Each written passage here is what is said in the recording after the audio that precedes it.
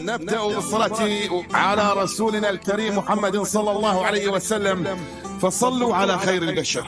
اللهم صل وسلم وبارك على محمد وعلى آل محمد، رسولنا النبي الأمي المبعوث رحمة للعالمين، خاتم الأنبياء والمرسلين، نور هذه الأمة وضياؤها، وشفيعنا يوم الحساب.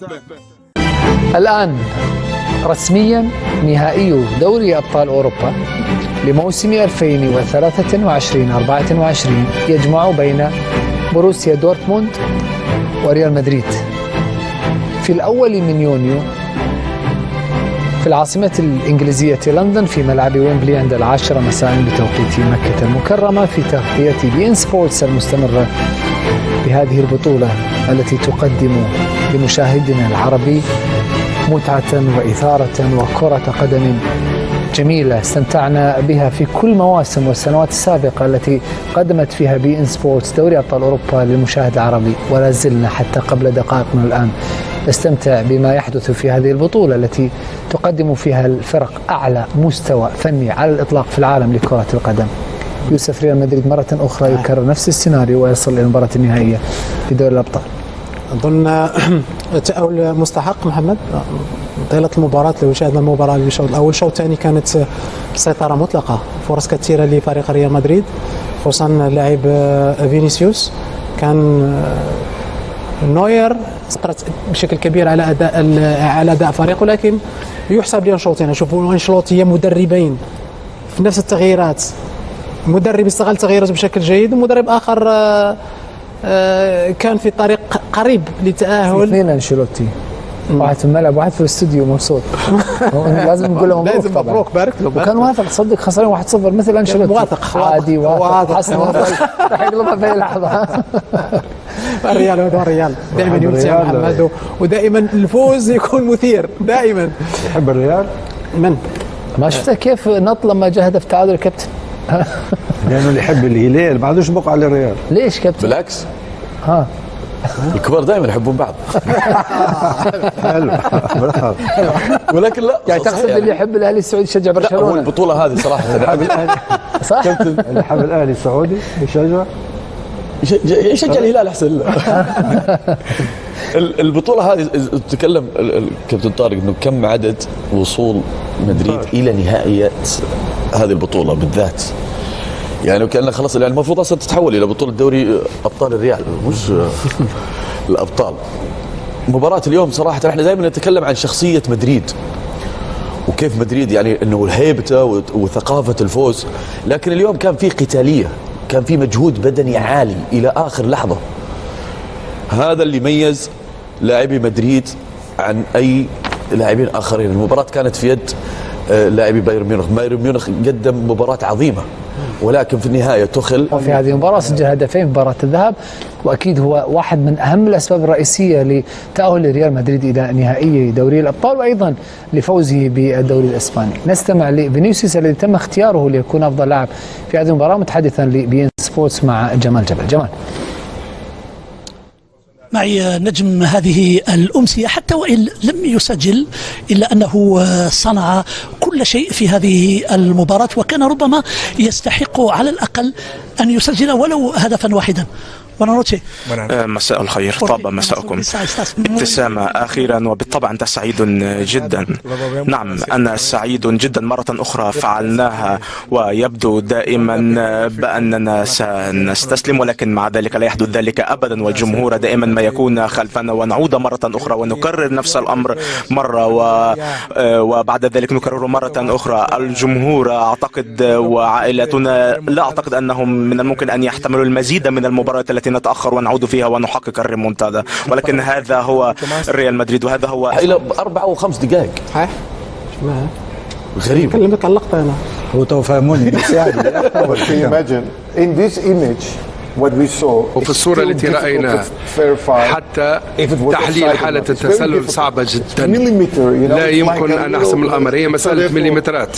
لذلك هذا قرار قاسم، لأنه إذا لم يكن لاعب في موقف تسلل فإن ذلك سيكون مفزع بالنسبة لبايرن ميونخ ومحبط، ولكن هذا ملعب البرنابيو. لا هي ممكن تكون مشكله لبايرن ميونخ لو الحكم ما صفر ووقفوا لعيبه الريال، بس لما الحكم صفر حتى الحارس وقف. لأنه لو ما صفر الحكم، لا لو ما صفر الحكم كان ممكن تنقطع. طيب بيكمل لاعب الريال حيكمل، لولين حيحاول يصد الكرة. ممكن صحيح.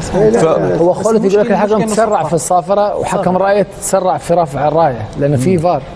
يعني فاهم، لا بس هو يقول انه حتكون مشكله، رفع الرايه انها حتكون مشكله حتى لو رفع الرايه. هو الحكم الرئيسي انه يقول لك تسرع في اطلاق الصافره، حتى لو الحكم رفع الرايه انتظر ما تخسر شيء لانه في تقنيه يكمل وبعدين يرجع الفار. في تقنيه.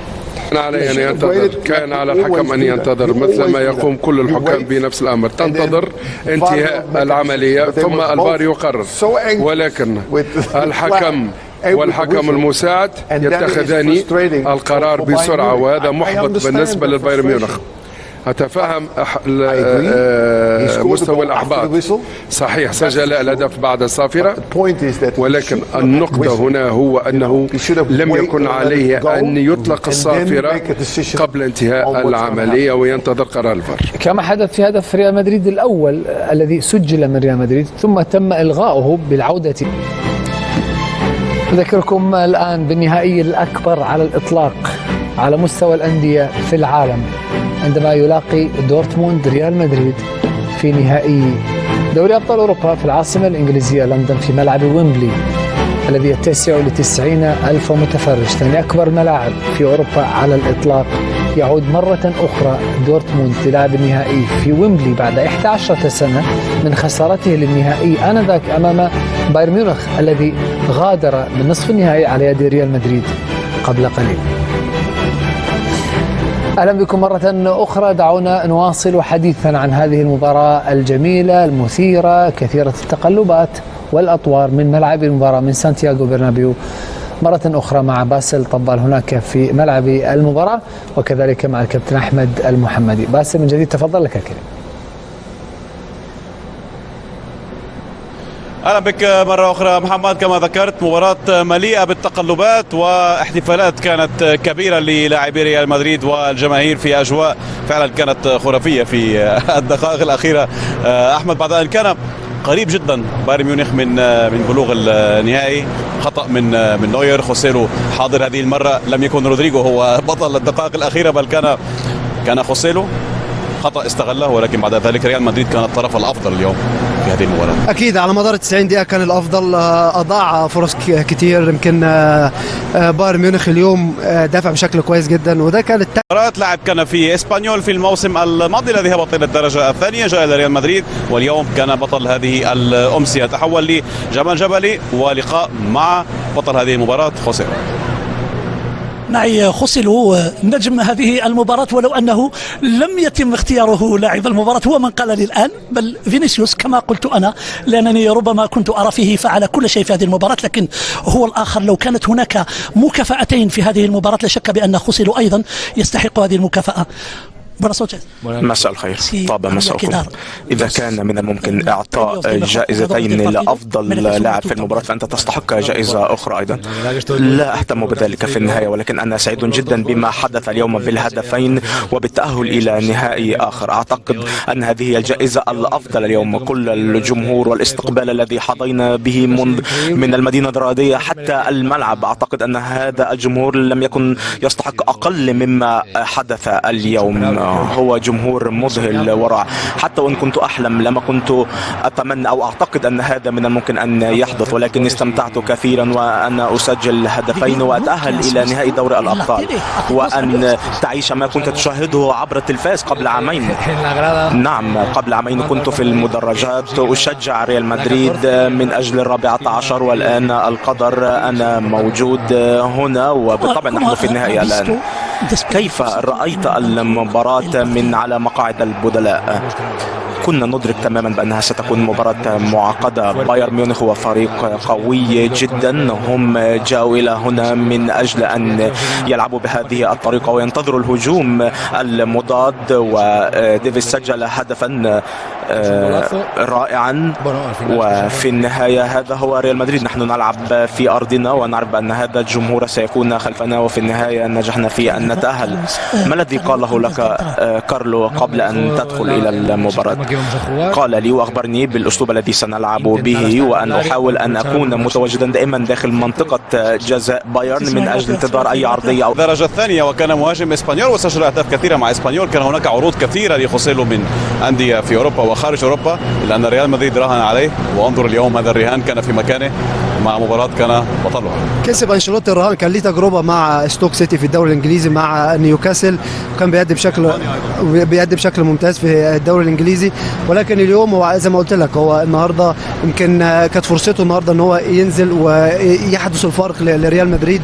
كان فينيسيوس كان موجود، جود كان موجود، رودريجو، ولكن خوسيلو هو كان كلمة السر في مباراة اليوم. وفي بعض الأحيان أنت محتاج مثل هذه المباريات، سيمي فاينال تشامبيونز ليج اسمه بيعلى، بوصل ريال مدريد للفاينال. ريال مدريد عنده 14 بطولة مش من فراغ، بس دي قوة ريال مدريد، شخصية ريال مدريد في الأوقات الصعبة بيظهر اللاعبين وبيظهر معدن اللاعبين. فينيسيوس في مباراة اليوم أنا أشوف بيقدم واحدة من أفضل مبارياته اليوم. كان لعب كمهاجم صريح، بعد كده تحول كجناح أيسر، أدى بشكل كويس جدا. عانى جدا كيميش خاصة في آخر 20-25 دقيقة. فينيسيوس أفضل لاعب ذهابا وإيابا. بالضبط، يعني هو يعني مباراة اليوم، خاصة مباراة اليوم أدى مباراة أكثر من رائعة في مباراة اليوم. كان هو اللي صنع الفارق. شوف حتى في الهدف الثاني قدر ان هو يصنع هدف ممتاز. دي قيمة اللاعبين وشخصيات اللاعبين. يمكن جود ما ظهرش بشكل كبير في مباراة اليوم، لأن طبعا تغيير مركزه هو كأفضل كرقم 10 يمكن بيقدر ينقل الفريق من الناحية الدفاعية للناحية الهجومية بشكل ممتاز. لكن وجوده في ناحية الشمال اليوم يمكن قلل من خطورته. بعده عن المرمى قلل من خطورته في مباراة اليوم. يعني فينيسيوس في كما ذكرت يعني ذهابا وايابا كان اللاعب الافضل. ذهابا شاهدنا الهدف المهم الذي شهد السجل. ديليخت كلاهما اكدا بان حكم المباراه المساعد اعتذر لفريق بايرن ميونخ على خطئه بالتسرع برفع الرايه.